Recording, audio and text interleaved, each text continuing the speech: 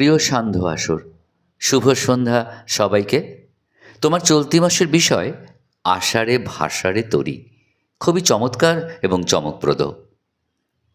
আবার এসেছে আষাঢ় আকাশ ছেয়ে, আসে বৃষ্টির সুবাস বাতাস পেয়ে। এই পুরাতন হৃদয়ে আমার আজি পুলকে দুলিয়া উঠিছে বাজি। কবিগুরুর এই গানের মতো আমার হৃদয় সত্যি আজ দুলে উঠল। ঋতুচক্রের আবর্তনে বর্ষণসিক্ত রূপ নিয়ে সবুজের আহ্বান করতে আসে বর্ষাকাল। আর এই বর্ষা ঋতুর অর্ধেক দিনই তো হলো বা আষাঢ় মাস। আষাঢ় মাস প্রকৃতিকে পত্রে পুষ্পে সাজিয়ে দেয়। কালো মেঘের পাখায় ভর করে অফুরন্ত বৃষ্টির ধারা নিয়ে আসে, সবুজের সমভার ঘটায় আষাঢ় মাস। ছায়া উত্তরীয় উড়িয়ে দিয়ে আষাঢ় মাস আসে জল ভরা মেঘ নিয়ে। তাই তো কবি লিখেছেন, নীল নবঘনে আষাঢ় গগনে তিল ঠাঁই আর নাহিরে। দাবদাহের ক্লান্তি মুহূর্তে ঘুচিয়ে দেয়, আকাশে বাতাসে বাজে বর্ষার সঙ্গীত। রিমঝিম রিমঝিম বর্ষার জলধারায় ভরে যায় নদী নালা। নদীর জলধারার সংস্পর্শে প্রকৃতি সবুজ পোশাকে সাজে, চারিদিক হয়ে ওঠে সবুজ। মাঠে মাঠে শুরু হয়ে যায় চাষবাস, কৃষকের মুখে হাসি ফোটে, শস্য শ্যামলা হয়ে ওঠে বঙ্গভূমি। আবার আষাঢ় মাসের অঝোর ধারা বর্ষণে বন্যা দেখা দেয়। এই বন্যার তাণ্ডবে বাড়ি মাঠ ঘাট সবই জলমগ্ন হয়।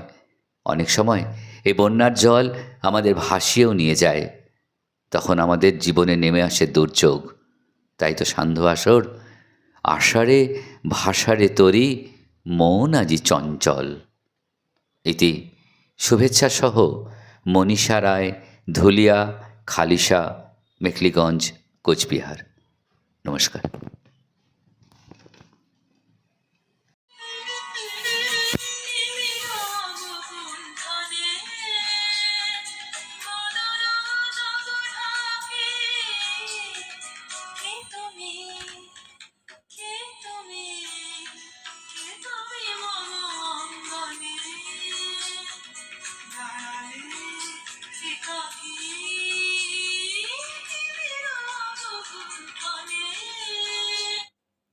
নমস্কার।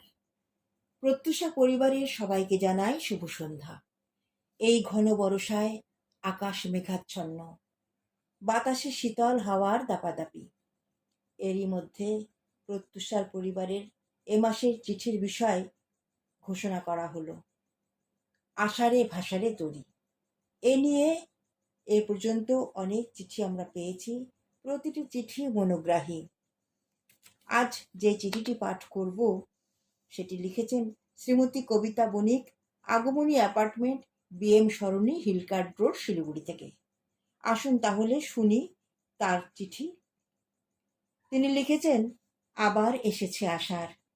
প্রেম যমুনায় ঢেউ তোলার জন্য শ্রীজি ইন্দ্রদেবকে আহ্বান করলেন, প্রেম বাড়ি দিয়ে তপ্ত ব্রজমণ্ডলকে সিঞ্চিত করতে। যমুনার অপর পারে আকাশ জুড়ে কৃষ্ণ মেঘের সাজ। সূর্যদেব রাঙা আলোয় রাঙিয়ে দিলেন লাডলিজিকে। সখীরা তরি নিয়ে যমুনার ধারে অপেক্ষারত। হৃদয়ে তাদের কৃষ্ণ প্রেমের উত্তাল ঢেউ। নেমে এলো প্রতীক্ষার প্রেম বাড়ি ব্রজমণ্ডল জুড়ে। গাছের পাতায় বৃষ্টির নুপুরের কিঙ্কিনি ধ্বনিতে বৃন্দাবনের প্রেম গলিগুলো যমুনা মায়ের প্রেমরসে স্রোতস্বিনী হয়ে উঠেছে। নিধিবন কুঞ্জবনে রাই রাজা সখা সখীদের সাথে কৃষ্ণ প্রেম নিয়ে মাতোয়ারা। বৃন্দাবনকে জড়িয়ে যমুনা মহারানী স্নেহাশীর্বাদে ভরিয়ে তুলেছে।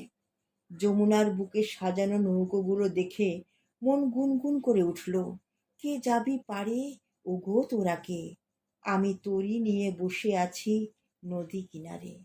আমাদের ছোট্ট লালা শ্রীকৃষ্ণ যেন ডাকছেন। যমুনার বুকে তরি নিয়ে গোপ গোপিনীদের খেলা।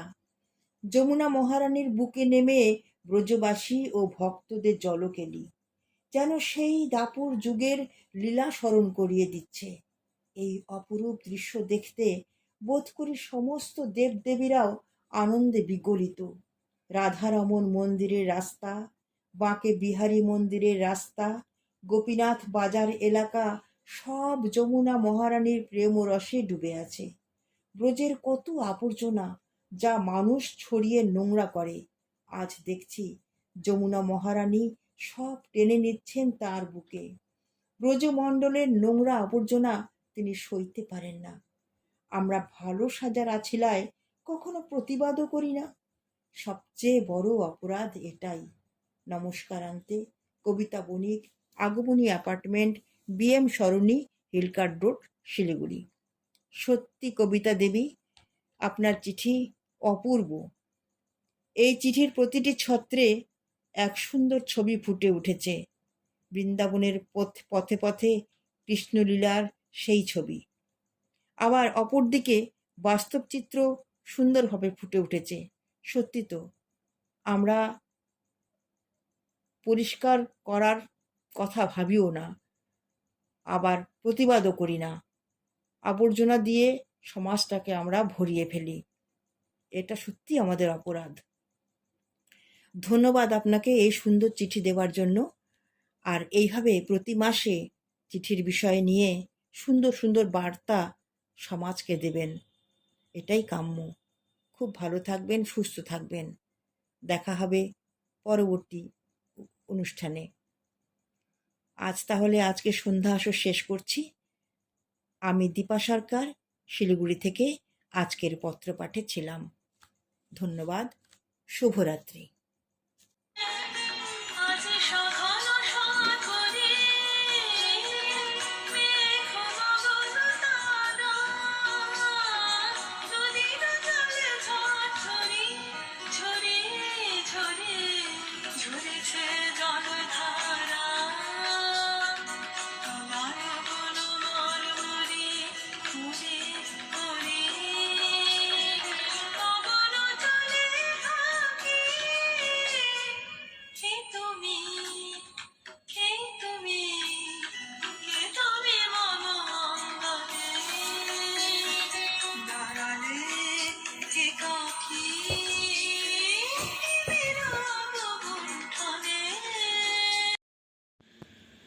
আকাশ ভরা মেঘে ঢাকা, রৌদ্র যেন লুকোচুরি, ধরা জুড়ে বাদল নামে, বাজে রিমঝিম বৃষ্টি সুরে। নদী ভরে উথাল পাথাল, ছুটে চলে ঢেউ, নৌকা ভাসে নদীর জলে, ঝিলিক মারে ঢেউ।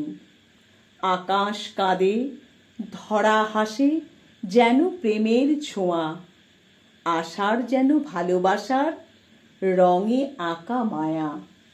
নমস্কার, শুভ সন্ধ্যা। প্রত্যুষা পরিবারের সান্ধ্য আসরে সবাইকে স্বাগত। প্রত্যুষা পরিবারের সান্ধ্য আসরের জুলাই মাসের বিষয় ভাবনায় রয়েছে আষাঢ়ে ভাষারে তরি। আজ এ বিষয়ে তার কলম ধরেছেন শ্রী সাগর ভট্টাচার্য মহাশয়। তিনি লিখছেন, প্রিয় প্রত্যুষা পরিবার, আষাঢ়ে ভাষারে তরি এ এক অদ্ভুত নস্টালজিয়ায় ভুগছি। শৈশব কৈশোরের দিনগুলি বারে বারে হাতছানি দিয়ে মনের মণিকোঠায় উঁকি দিচ্ছে। আজ থেকে 50-এর দশকে বা ওই সমসাময়িক বছরের আষাঢ়ের বর্ণনা মনে ভেসে বেড়ায়। অবিরাম বর্ষণ, একভাবে 7-8 দিন ধরে বৃষ্টি, নদী, খাল, বিল, পুকুর সব জলে থই থই।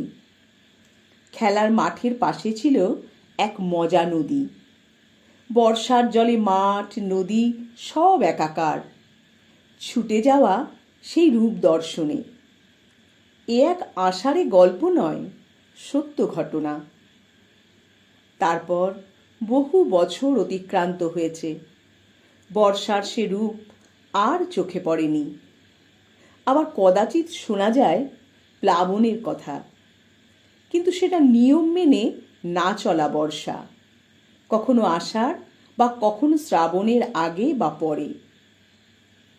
কাগজের নৌকা বানিয়ে জলে ভাসানো বা গামলায় প্রদীপ জ্বালিয়ে জলে ভাসানো এক অদ্ভুত আনন্দ। বর্তমান প্রজন্মের শিশুরা এগুলো গল্প বলেই এক মনে দাদু ঠাকুমার কাছে শোনে। আবার যে সমস্ত মাঝিরা দাঁড় বেয়ে নৌকা চালিয়ে মানুষকে নদী পারাপারে ব্যস্ত থাকত বা জীবিকা অর্জন করত, তারা আজ অন্য রুজিতে ব্যস্ত। কারণ খেয়া পারাপারের দিন প্রায় শেষ। স্বাভাবিক কারণে উন্নততর জীবনের অস্তিত্বে আজ নদী পারাপারের সেতু মানুষকে স্বস্তি দিয়েছে। যেখানে সেই সুযোগ হয়নি, সেখানে আষাঢ়ের দিকে তাকিয়ে তরি মেরামতে ব্যস্ত কিছু মানুষ। সাম্প্রতিককালে সেতুর যা ভগ্নপ্রাপ্ত অবস্থা, তা দেখে অনেকে খেয়া পারাপারে মন দিতে চান জীবনের ঝুঁকি না নিয়ে। ভদোদরার ঘটনা তার জ্বলন্ত উদাহরণ। সেতু ভেঙে 5টি গাড়ি জলে তলিয়ে গেল। অকালে অনেক মানুষের প্রাণ গেল। সবার মঙ্গল কামনায় এইখানেই ইতি টানছি। নমস্কারান্তে, সাগর ভট্টাচার্য, ঘোষপুকুর, দার্জিলিং। উপস্থাপনায় ছিলাম আমি, সোমা চক্রবর্তী, রায়গঞ্জ, উত্তর দিনাজপুর।